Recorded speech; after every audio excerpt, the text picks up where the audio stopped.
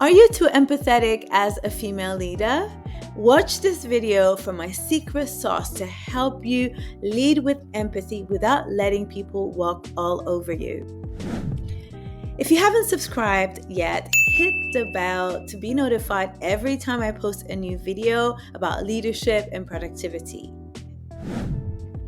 Now, if you're letting empathy steal your joy as a leader, listen up, because by the end of this video, you're going to learn how to use empathy as a superpower instead of an energy drainer. Here I'm going to spill the beans on proven strategies that have helped some of my clients get amazing results and go to the next level in their leadership, and now they're available to you as well. So empathy is a personality trait. It's a strength that only a small portion of the population have innately.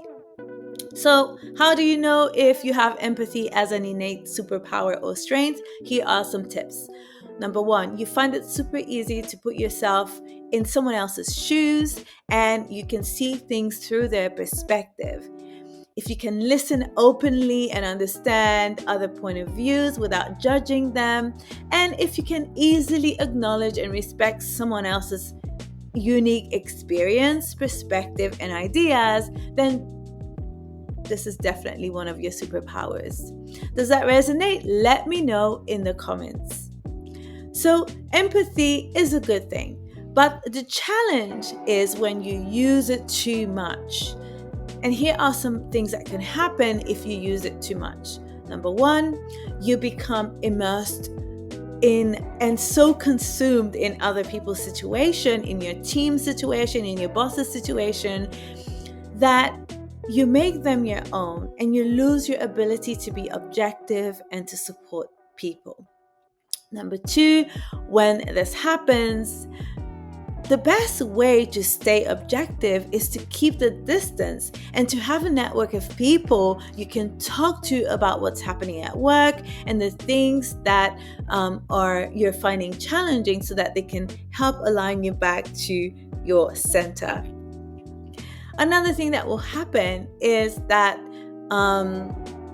you will make assumptions about people, right? You'll make assumptions about people and their situation, or you'll develop a point of view because you're very attuned to the fact that something is going on, but you may not have the right supporting evidence to make your judgments. And so that is definitely not a good thing.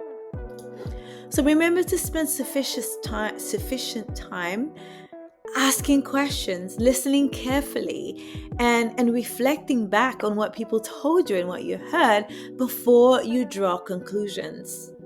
When in doubt, check again and again and again. If you become over-analytical of other people's intentions, develop the habit of noticing when it is happening, and make sure, again, you seek the other person's point of view rather than getting caught up in the circular analysis of behavior and intentions in your own head. Now, empathy is one of your superpowers. So here's what you can do to use it effectively as a leader at work. So lean on your ability to be empathetic, to talk about what your boss needs or what your team needs, so that those needs can be met.